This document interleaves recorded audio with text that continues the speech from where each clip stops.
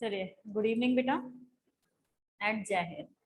तो पढ़ना स्टार्ट करते हैं। हम लोग पढ़ रहे थे जेनेटिक्स में, और जेनेटिक्स में principle of inheritance and variation जो चैप्टर चल रहा था, उसमें जो टॉपिक चल रहा था अपना, वो टॉपिक था कौन सा वाला? टॉपिक था अपना म्यूटेशन। ठीक है, तो मैंने कल आपको म्यूटेशन क्या होता है, म्यूटेशन थ्योरी किसने दी थी, ये बता दिया। म्यूटेशन सबसे पहले कौन से प्लांट में ऑब्जर्व किया गया था, ये बता दिया। और म्यूटेशन कितने टाइप का होता है, तो ये सारी बातों में के बारे में हम पहले ही डिस्कस कर चुके हैं। अब जो म्यूटेशन के टाइप है उनको हमें डिटेल में लेके चलना है कि कितने टाइप का आपका जो म्यूटेशन है वो किस किस तरीके से आपको शो होता है। ठीक है, तो सबसे पहले जो फर्स्ट बेस था म्यूटेशन का, वो था हमारा स्पॉन्टेनियस एंड इंड्यूस म्यूटेशन।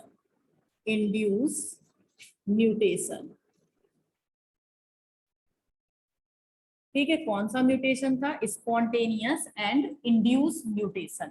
तो फर्स्ट म्यूटेशन है स्पॉन्टेनियस एंड इंड्यूस म्यूटेशन। अब स्पॉन्टेनियस का मतलब क्या होता है? स्पॉन्टेनियस का मतलब होता है ऐसे म्यूटेशन जो नेचर में अपने आप ही होते रहते हैं, उन्हें हम क्या बोलते हैं? Spontaneous mutation.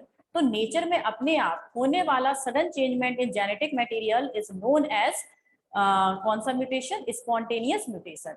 तो नेचर में अपने आप जो चेंजमेंट होते रहते हैं उसे हम बोलते हैं स्पॉन्टेनियस म्यूटेशन।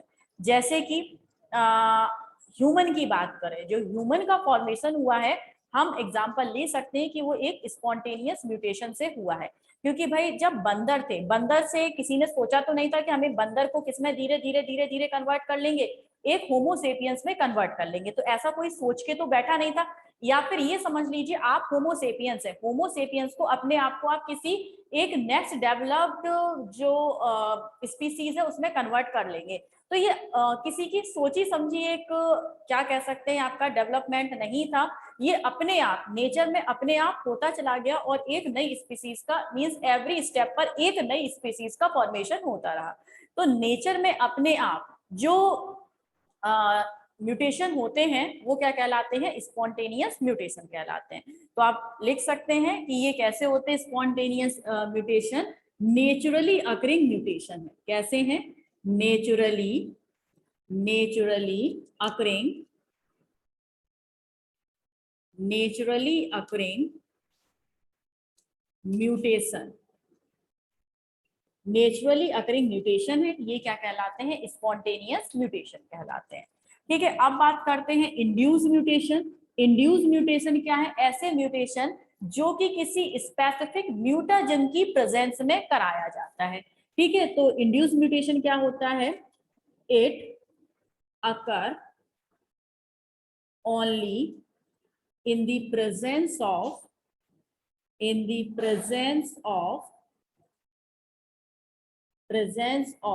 specific mutagen। ठीक, इतनी बात ध्यान रखना।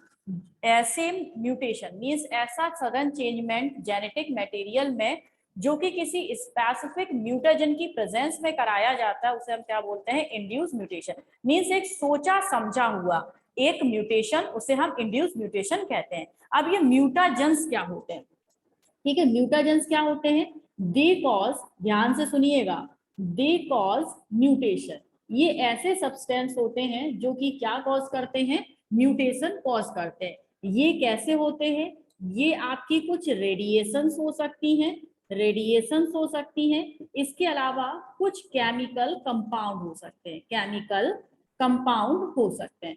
तो म्यूटाजेंस क्या हो सकते हैं? म्यूटाजेंस कुछ रेडिएशंस हो सकते हैं, जैसे कि आपकी आयनाइजिंग रेडिएशन या फिर आपकी अल्ट्रावायलेट रेडिएशन।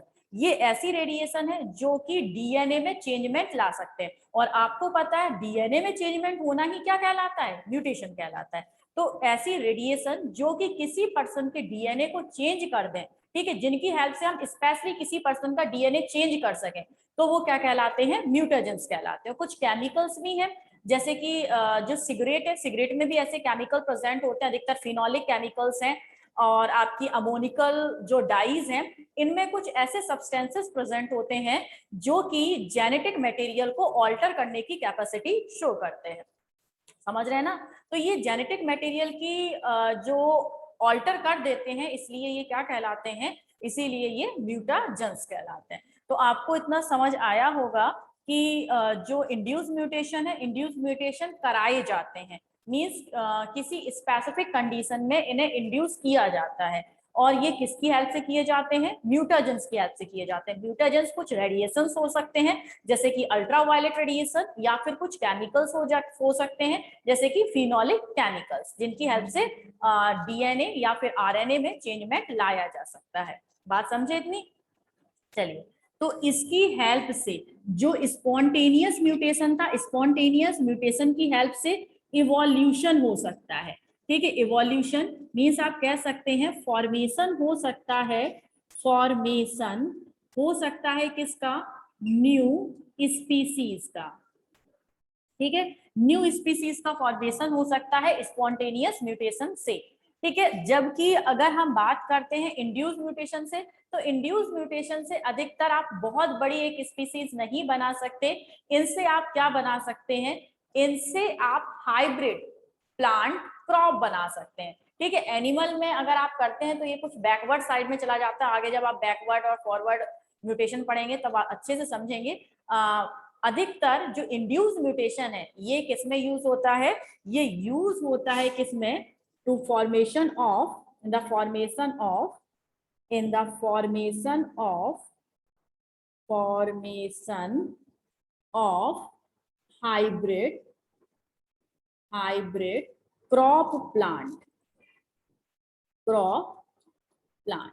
ठीक है, हाइब्रिड क्रॉप प्लांट में हम यूज कर सकते हैं किसे, इंड्यूस म्यूटेशन को। तो आई थिंक आप इतना समझ गए होंगे कहाँ पर ये यूज होते हैं, ये मैंने आपको बता दिया। स्पॉन्टेनियस नेचर में अपने आप होते रहते हैं, और इन्हीं स्पॉन्टेनियस म्यूटेशन से ही किसी न्यू स्पीसीज का फॉर्मेशन हो सकता है, हम ऐसा मान सकते हैं।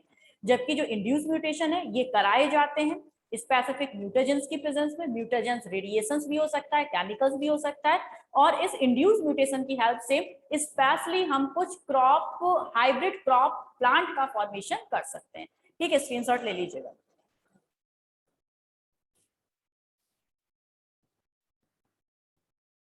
हो गया?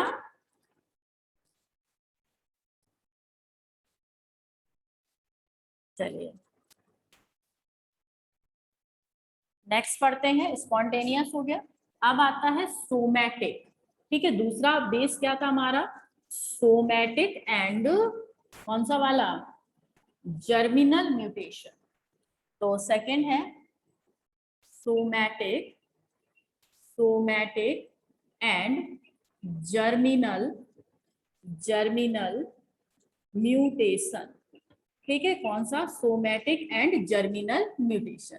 अब देखिए नाम से ही ये आपको क्लियर हो जाएगा सोमैटिक म्यूटेशन किस में होता है, ये सोमैटिक सेल में होता है। सोमैटिक सेल का मतलब बॉडी फॉर्मिंग सेल में होता है, जिससे कि आपकी बॉडी बनी है। आपकी बॉडी किससे मिलकर बनी है, मसल सेल से बनकर मिलकर बनी है, एपिडर्मल सेल से बनकर मिलकर बनी है, और बोन सेल से मिलकर बनी है, नर्व सेल से मिलकर बनी है। तो ये इतनी सारी सेल है, और जब इतनी सारी सेल है तो इनके अंदर क्या होगा, सेल के अंदर न्यूक्लियस होगा, न्यूक्लियस के अंदर क्या होगा, डीएनए प्रेजेंट होगा। तो अब इन डीएनए में, बॉडी फॉर्मिंग सेल के डीएनए में अगर अचानक से चेंजमेंट हो जाता है तो उसे हम बोलते हैं क्या, सोमैटिक म्यूटेशन।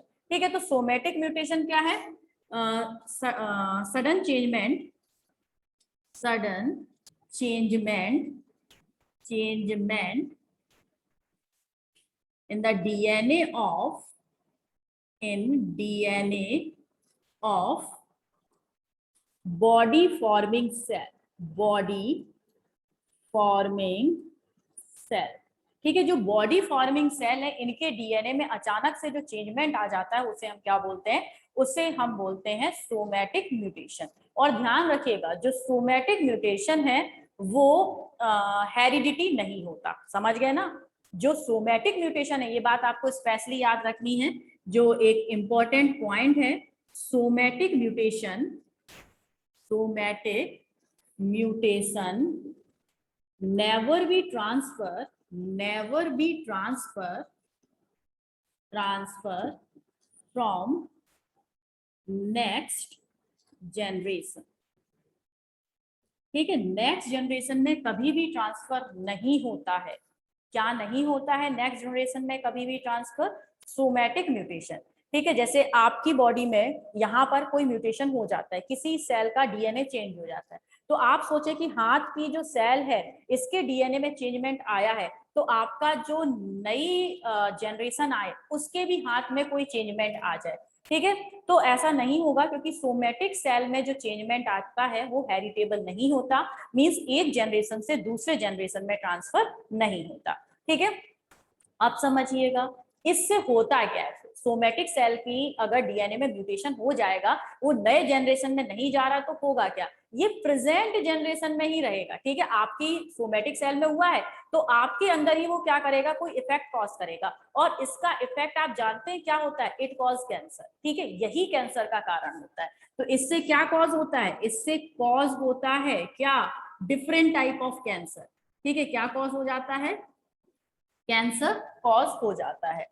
तो क्या कॉज होते हैं इससे, कैंसर कॉज हो जाते हैं सोमैटिक म्यूटेशन से। तो आप समझ गए होंगे सोमैटिक म्यूटेशन से क्या होता है, कैंसर कॉज होता है। ठीक है, हाथ में, हाथ के डीएनए में चेंजमेंट आ गया। आपको पता है ना कैंसर के लिए जीन्स रेस्पॉन्सिबल होती है, which genes are responsible for causing cancer, oncogenes. ठीक है, कौन रेस्पॉन्सिबल होता है कैंसर के लिए, ऑन्कोजीन्स। आपको पढ़ा चुकी हूं मैं, ऑन्कोजीन्स। और जीन्स वर्ड आ रहा है यानी कि ये क्या होगा, पूरी तरीके से डीएनए होगा। आपको पता है सभी जो पर्सन है, सभी पर्सन में ऑन्कोजीन्स प्रेजेंट होते हैं, लेकिन कैसे होते हैं, इन एक्टिव फॉर्म में। कैसे होते हैं, इन एक्टिव फॉर्म में प्रेजेंट होते हैं। लेकिन ये जो रेडिएशंस वगैरह हैं, ये क्या कर देते हैं, इन ऑन्कोजीन्स को एक्टिवेट कर देते हैं। और अगर किसी पर्सन के ऑन्कोजीन्स एक्टिवेट हो जाते हैं तो वो क्या करता है, कैंसर कॉज कर लेता है। कैंसर किसमें हो रहा है, आपका सोमैटिक सेल के डीएनए में चेंजमेंट से हो रहा है। बात समझे इतनी। तो अगर बॉडी फॉर्मिंग सेल, जिन्हें कि हम सोमैटिक सेल भी कहते हैं, अगर उनके डीएनए में कोई चेंजमेंट हो जाता है तो वो सोमैटिक म्यूटेशन कहलाता है। सोमैटिक म्यूटेशन हेरिटेबल नहीं होता, means it can not transfer from one generation to other या नेक्स्ट जनरेशन। और ये क्या कॉज करता है, ये कैंसर कॉज करता है अधिकतर प्रेजेंट जनरेशन में। ठीक है, अगर किसी पर्सन को कैंसर है, ठीक है, तो आप सोचे कि उसके आने वाली पीढ़ियों को भी कैंसर होगा, तो नहीं होता है, क्योंकि कैंसर किसको प्रभावित करता है, किस पर इफेक्ट डालता है, सोमैटिक सेल पर। और सोमैटिक सेल कभी भी नेक्स्ट जनरेशन में ट्रांसफर नहीं होते। ठीक है, चलो आप समझ गए इतना। अब नेक्स्ट आते हैं जर्मिनल म्यूटेशन। जर्मिनल म्यूटेशन क्या होता है, ये जो म्यूटेशन है ये कहाँ देखने को मिलता है, ये देखने को मिलता है जर्मिनल सेल में। किसमें, जर्मिनल, या फिर आप लिख सकते हैं रिप्रोडक्टिव, या फिर आप लिख सकते हैं गैमीट में। ठीक है, गैमीट हुआ, रिप्रोडक्टिव सेल हुआ, या फिर जर्मिनल सेल हुआ। इनके जो डीएनए है, इनके डीएनए में अगर कुछ ऑल्ट्रेशन आ जाता है तो वो जर्मिनल म्यूटेशन कहलाता है। और जर्मिनल म्यूटेशन कैसा होता है, हेरिटेबल होता है। ध्यान रखिएगा, ये जो म्यूटेशन है ये कैसा होगा, ये एक हेरिटेबल म्यूटेशन है। हेरिटेबल, हेरिटेबल म्यूटेशन होता है। हेरिटेबल म्यूटेशन आप बहुत अच्छे से जानते हैं, ऐसे म्यूटेशन, ऐसा चेंजमेंट जो कि एक जनरेशन से दूसरे जनरेशन में क्या हो सकता है, ट्रांसफर हो सकता है। ठीक है, तो जर्मिनल म्यूटेशन क्या होता है, आपका ट्रांसफर हो जाता है। और ये किस में चेंजमेंट आता है, गैमीट में, रिप्रोडक्टिव सेल में, या फिर जर्मिनल सेल में। और इसका बहुत अच्छा जीता जागता उदाहरण है, आपने सुना होगा सेकेंड वर्ल्ड वॉर के टाइम पर हिरोशिमा और नागासाकी, जो कि जापान में है, उसमें यूएसए ने क्या किया था, जो न्यूक्लियर बॉम्ब है या एटम बॉम्ब है वो वहां पे जाके फोड़ दिए थे। पता है ना, सेकेंड वर्ल्ड वॉर के टाइम पर हिरोशिमा नागासाकी, जो कि कहाँ पर है, जापान में है, यहाँ पर यूएसए ने जो एटम बॉम्ब है, या फिर आप कह सकते हैं न्यूक्लियर अटैक है, वो किया था, जिसके कारण वहां पर रेडिएशन फैल गई। और वहां के लोगों की सोमैटिक सेल में तो चेंजमेंट हुआ सो हुआ, उनकी जर्मिनल सेल में भी म्यूटेशन हो गया। और जर्मिनल सेल में म्यूटेशन हो जाने के कारण जो जीन डिफरेंट ऑर्गन के फॉर्मेशन के लिए रेस्पॉन्सिबल थे, अब वो क्या हो गए, भाई genes are responsible for the formation of different type of organs, तो वहां पर जो genes different type of organ के फॉर्मेशन के लिए रेस्पॉन्सिबल थे उन्होंने काम करना बंद कर दिया। और जब जीन्स ने काम करना बंद कर दिया जिनसे कि कोई ऑर्गन बन रहे थे, तो ऐसे बच्चे पैदा हुए कि जिनमें कुछ स्पेसिफिक ऑर्गन्स का लैक था। ठीक है, जैसे किसी के हाथ नहीं थे, किसी के पैर नहीं थे, किसी की एक आंख नहीं थी, ठीक है, किसी का जो हार्ट है वो बॉडी से बाहर था। तो ये सब क्या था, ये जर्मिनल सेल में या फिर गैमीट में क्या हो गया था, म्यूटेशन हो गया था डिफरेंट टाइप के रेडिएशन फैल जाने के कारण। ठीक है, तो इतना आप समझ गए हैं, स्क्रीनशॉट लीजिए। समझे ना, रफ कर दूं? चलो भाई हटाओ इसे।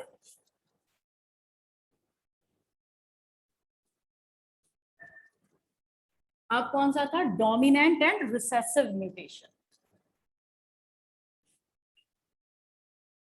डोमिनेंट थर्ड है ना, dominant and recessive mutation. Dominant and recessive mutation. तो डोमिनेंट म्यूटेशन क्या होता है, डोमिनेंट म्यूटेशन ऐसा होता है जो कि डोमिनेंट एलीलिक फॉर्म में होता है। आप एलीज पढ़ चुके हैं, एलीज क्या होते हैं, alternate form of genes, alternate form of genes is called alleles. और डोमिनेंट एलीज क्या होते हैं, जो कि अपने आप को प्रेजेंट जनरेशन में शो कर देते हैं, वो क्या होते हैं, डोमिनेंट। और रिसेसिव क्या होते हैं, जो प्रेजेंट जनरेशन में होते तो हैं, ऐसे एलीलिक फॉर्म जो प्रेजेंट जनरेशन में होते तो हैं लेकिन अपने आप को इस जनरेशन में एक्सप्रेस ना करके नेक्स्ट जनरेशन में एक्सप्रेस कर सकते हैं, वो क्या होते हैं, रिसेसिव एलीलिक फॉर्म। अब उन्हीं से रिलेटेड हमें क्या पढ़ना है, म्यूटेशन पढ़ना है। तो डोमिनेंट और रिसेसिव म्यूटेशन क्या होता है, डोमिनेंट म्यूटेशन क्या है, जो डोमिनेंट एलीलिक फॉर्म में होता है, नेचुरल सी बात है। ये कहाँ होता है, seen in dominant allelic form. ठीक है, ये डोमिनेंट एलीलिक फॉर्म में होता है। और डोमिनेंट एलीलिक फॉर्म में होने के कारण ये क्या होगा भाई, डोमिनेंट जो एलील है वो अपने आप को प्रेजेंट जनरेशन में एक्सप्रेस कर देती है, इसीलिए जो डोमिनेंट म्यूटेशन है वो भी अपने आप को प्रेजेंट जनरेशन में क्या होंगे, एक्सप्रेस कर देंगे। तो दूसरा इसका फीचर क्या है, दे कैन एक्सप्रेस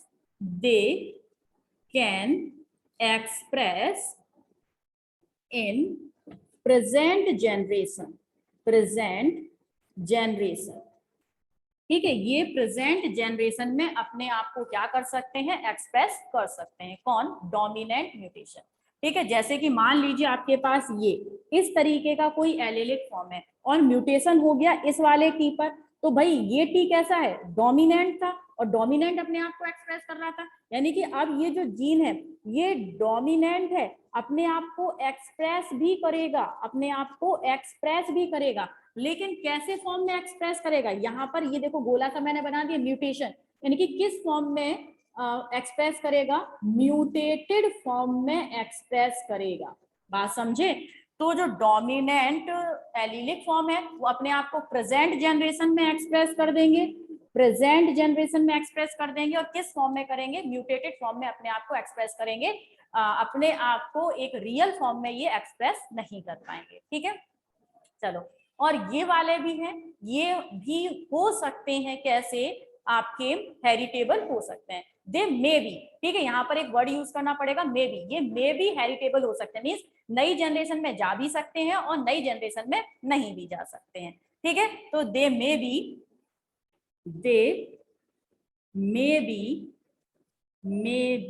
हेरिटेबल, ये हेरिटेबल हो भी सकते हैं और नहीं भी हो सकते हैं, कोई जरूरी नहीं है कि ये नेक्स्ट जनरेशन में पहुंचे ही पहुंचे। अब देखो दूसरा है रिसेसिव जो म्यूटेशन है किसमें सीन होंगे, ये रिसेसिव एलीलिक फॉर्म में सीन होंगे, नहीं लिख रही हूं मैं ये पॉइंट, आप समझ गए होंगे कि रिसेसिव है तो रिसेसिव एलीलिक फॉर्म में सीन होंगे, लेकिन जब रिसेसिव एलीलिक फॉर्म में सीन होंगे तो प्रेजेंट जनरेशन में तो एक्सप्रेस कर ही नहीं पाएंगे। मान लो इसमें अगर म्यूटेशन हो जाए तो बेचारा ये तो इस जनरेशन में अपने आप को एक्सप्रेस नहीं कर पा रहा है ना, तो ये अपने आप को यहाँ पर एक्सप्रेस नहीं कर रहा है तो म्यूटेशन को क्या एक्सप्रेस करेगा। ठीक है, इसीलिए जो रिसेसिव म्यूटेशन है वो प्रेजेंट जनरेशन में एक्सप्रेस नहीं होते, they can not expressed expressed in present generation। ठीक है, ये प्रेजेंट जनरेशन में एक्सप्रेस नहीं होते, मींस पता ही नहीं चलेगा कि आपकी बॉडी के अंदर म्यूटेशन हो गया। ठीक है, मान लीजिए अगर कंडीशन ये वाली है, कहाँ बना, अगर कंडीशन ये वाली है, यहाँ पर ये म्यूटेशन हो गया, तो एक्सप्रेस कौन कर रहा है, ये वाला अपने आप को एक्सप्रेस कर रहा है। ठीक है, तो प्रेजेंट जनरेशन में बेशक आपके अंदर म्यूटेशन हो गया, लेकिन रिसेसिव फॉर्म में हुआ है, तो आपके अंदर तो कोई चेंजमेंट आएगा ही नहीं। चेंजमेंट कब आएगा, नेक्स्ट जनरेशन में आएगा, अगर तभी आएगा नेक्स्ट जनरेशन में जबकि इस वाले ने होमोजाइगस फॉर्म में, भाई ये अपने आप को रिप्रेजेंट कब करेगा, इसी फॉर्म में तो रिप्रेजेंट करेगा, और ये फॉर्म कौन सा है, होमोजाइगस फॉर्म। जब ये नेक्स्ट जनरेशन में होमोजाइगस फॉर्म में आएगा, तभी जो रिसेसिव एलिलिक म्यूटेशन है वो अपने आप को शो कर सकता है। तो एक पॉइंट आप लिख सकते हैं, it can seen in next generation if recessive allele form, if recessive allele form form नहीं आएगा, obtain homozygous कंडीशन।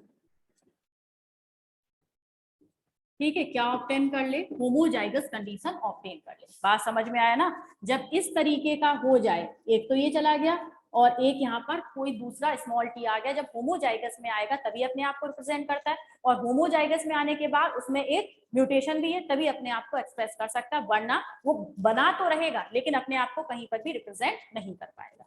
बात समझे इतनी। तो ये जो है वो रिसेसिव म्यूटेशन अपने आप को नेक्स्ट जनरेशन में शो कर सकते हैं, और केवल तभी शो कर सकते हैं जबकि होमोजाइगस रिसेसिव कंडीशन में प्रेजेंट हो रिसेसिव एलीलिक फॉर्म। बात समझे इतनी। ठीक है, आप इसका भी स्क्रीनशॉट लीजिएगा, समझ गए तो बता देना, ना समझे तो इसे एक बार फिर से पढ़ लेना।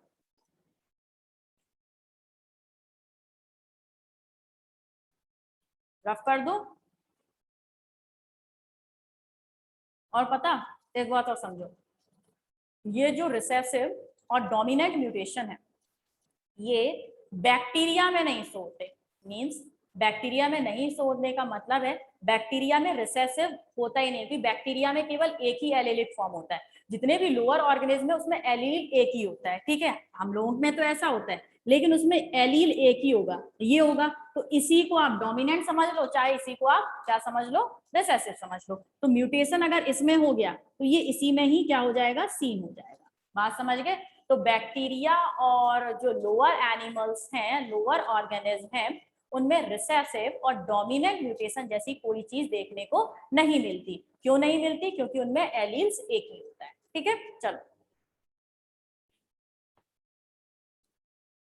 कुछ कह रहे थे, चलो बहुत अच्छे से समझ आ गया।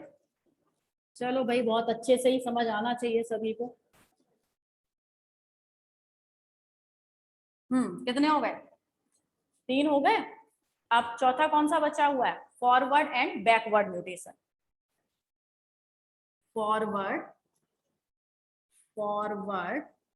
And backward mutation.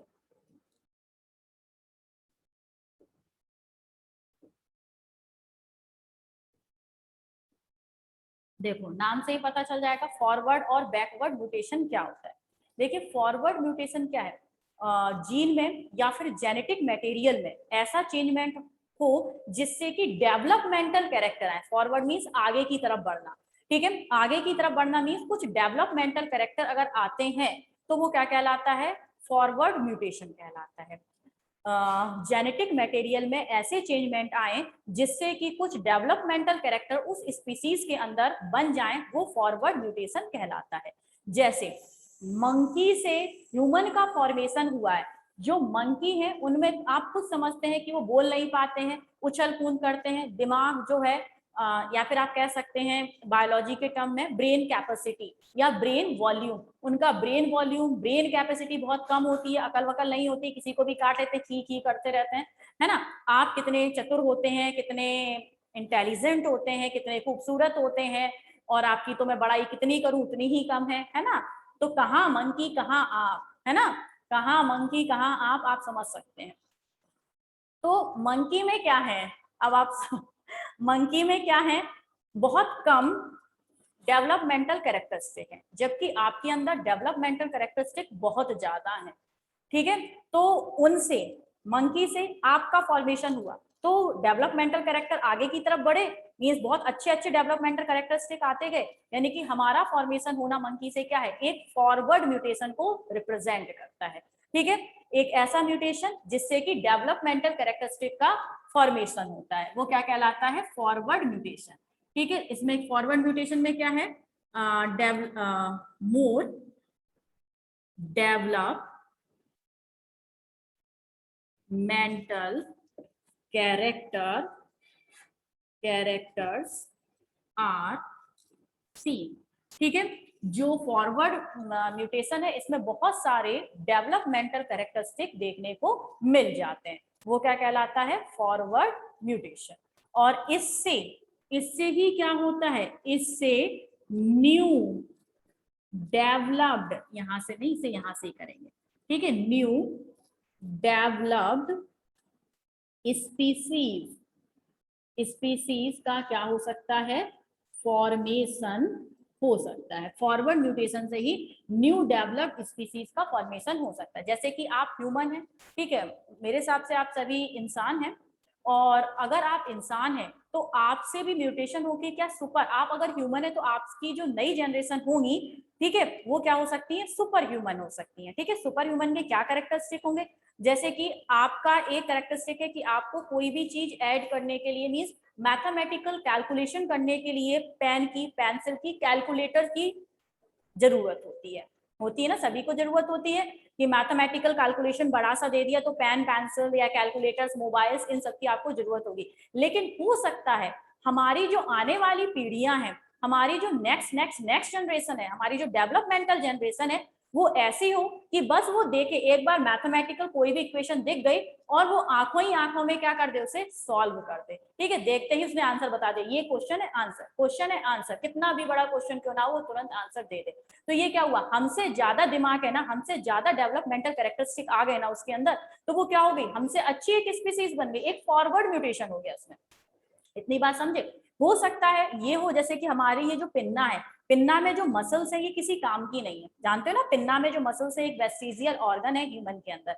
हो सकता है जो आगे ह्यूमंस आए इनमें ये पिन्ना में मसल्स प्रेजेंट ना हो सकता है पिन्ना ना हो सकता है वो उड़ सके, जैसे हम लोग दौड़ लेते हैं, चल लेते हैं, बोल लेते हैं, वो क्या हो सकता है, उड़ सके। ठीक है, तो एक डेवलपमेंटल कैरेक्टरिस्टिक कुछ भी हो सकता है, कुछ भी हो सकता है डेवलपमेंटल कैरेक्टर, आप अपने दिमाग से सोच सकते हैं। तो अगर हमसे ज्यादा अच्छी डेवलपमेंटल कैरेक्टरिस्टिक वाली कोई स्पीसीज बन जाती है तो वो किस कैटेगरी में आएगी, वो आएगी फॉरवर्ड म्यूटेशन में।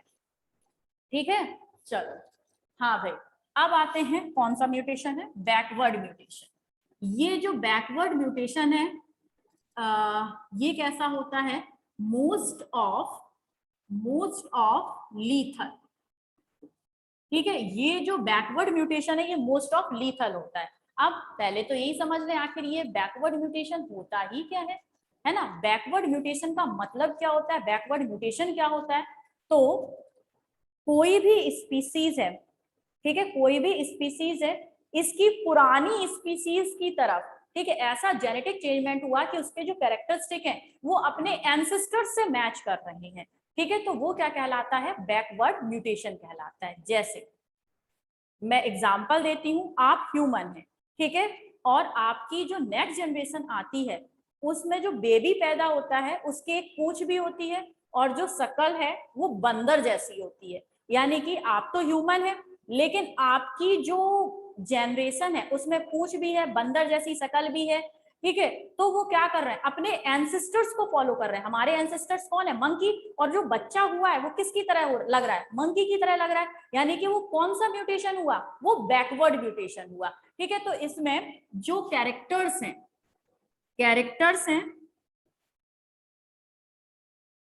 कैरेक्टर्स कौन से, म्यूटेशन से आए characters resembles with ancestor line, जो एंसेस्टोरल लाइन है उनसे जो कैरेक्टर्स हैं वो क्या करते हैं बेटा, मैच कर सकते हैं। बात समझे? तो एंसेस्टोरल लाइन से जब कैरेक्टरिस्टिक मैच करने लगते हैं, आगे जाने की तरह कहाँ चले गए, रिट्रोग्रेसिव हो गए, पीछे चले गए, तो ये बैकवर्ड म्यूटेशन कहलाता है। और बैकवर्ड म्यूटेशन में अगर किसी भी ऑर्गेनिज्म का फॉर्मेशन हो भी जाता है तो वो अधिक दिनों तक जिंदा नहीं रहता ऑर्गेनिज्म, उसकी मृत्यु हो जाती है, उसकी डेथ हो जाती है। इसीलिए इसे क्या कहा जाता है, ये मोस्ट ऑफ कैसे होते हैं, लीथल होते हैं, मृत्यु सम होते हैं। जैसे आपने न्यूज़पेपर वगैरह में कई बार सुना होगा, न्यूज पढ़ी होंगी कि एक ऐसा बच्चा हुआ जिसके पूंछ थी या जिसका जो माउथ है वो सॉरी फेस है वो बंदर की तरह था, या फिर उसके एक हाथी की तरह सूंड थी, ठीक है, ट्रंक था, इस टाइप से आपने कई बार पढ़ा होगा। लेकिन ये भी सुना होगा कि जन्म के 2 या 3 घंटे बाद उस बच्चे की डेथ हो जाती है। तो क्या हुआ, मैंने यही तो बताया, अगर कुछ बैकवर्ड म्यूटेशन आ जाते हैं, बैकवर्ड कैरेक्टरिस्टिक्स होने लगते हैं, तो क्या हो जाता है, तो वो लीथल होते हैं। ठीक है, और लीथल क्यों होते हैं आप जानते हैं, सर्वाइवल ऑफ फिटेस्ट, वही सर्वाइव कर सकता है नेचर में जो कि फिट होता है। और वही नए कैरेक्टरिस्टिक फीचर होके जब इतने डेवलपमेंटल ह्यूमन को बना दिया, तो अब क्या ह्यूमन से बंदर बनेगा? और अगर बंदर बनेगा तो उसके अंदर डेवलपमेंटल कैरेक्टरिस्टिक नहीं होंगे, न्यू कैरेक्टरिस्टिक नहीं होंगे, और जब न्यू कैरेक्टरिस्टिक नहीं होंगे तो अर्थ ऐसे कैरेक्टरिस्टिक को जो कि पुराने अपने एंसेस्टोरल लाइन से मिल रहे हैं उसे कभी भी एक्सेप्ट नहीं करता, उसे हमेशा डिस्कार्ड कर देता है। ठीक है, डार्विन का लॉ यहाँ पर पूरी तरीके से एप्लीकेबल होता है कि उन्होंने कहा था सर्वाइवल ऑफ फिटेस्ट, और फिट रहने के लिए कुछ डेवलपमेंटल कैरेक्टरिस्टिक का होना जरूरी है। लेकिन यहाँ पर डेवलपमेंटल कैरेक्टरिस्टिक की जगह ना आकर कौन से कैरेक्टरिस्टिक आ रहे हैं, आपके बैकवर्ड कैरेक्टरिस्टिक आ रहे हैं, और बैकवर्ड कैरेक्टरिस्टिक आने के कारण ये कैसा हो सकता है, ये लीथल हो सकता है। बात समझे इतनी? ठीक है, तो ये आपकी ऐसे ऑर्गेनिज्म को जो नेचर है, ठीक है, बैकवर्ड म्यूटेशन में नेचर क्या कर देता है, डिस्कार्ड कर देता है किसे, बैकवर्ड म्यूटेशन शो करने वाले ऑर्गेनिज्म को। ठीक है, समझे इतनी बात?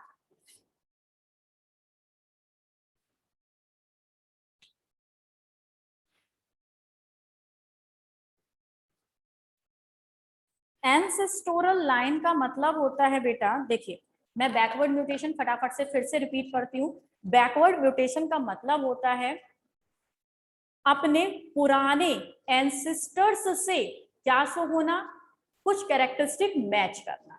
ठीक है, आप हैं, ठीक है, आपसे स्टार्ट कर रहे हैं, फॉरवर्ड को छोड़ दीजिए, केवल बैकवर्ड को समझिएगा। आप हैं, आप में कुछ अच्छे कैरेक्टर, आपका जो बेबी हुआ उसमें कुछ अच्छे कैरेक्टरिस्टिक ना आके उसमें बंदर जैसे कैरेक्टरिस्टिक आ गए, बैकवर्ड पीछे की तरफ चला गया, अपने एंसेस्टर से मैच कर रहा है। हमारे एंसेस्टर्स कौन है, मंकी है, बंदर है। तो जो आपका बेबी है वो बंदर की तरह दिख रहा है, पूंछ है, फेस बंदर की तरह है, अजीब सी हरकतें कर रहा है, पैदा होते ही दौड़ने लगा, भागने लगा। तो ये क्या है, उसमें किसके कैरेक्टरिस्टिक आ गए, उसमें अपने एंसेस्टर के कैरेक्टर आ गए। एंसेस्टोरल लाइन का मतलब है अपने पुराने बैकवर्ड कैरेक्टरिस्टिक आ गए। और बैकवर्ड कैरेक्टरिस्टिक आप बहुत अच्छे से जानते हैं डेवलप्ड नहीं होते।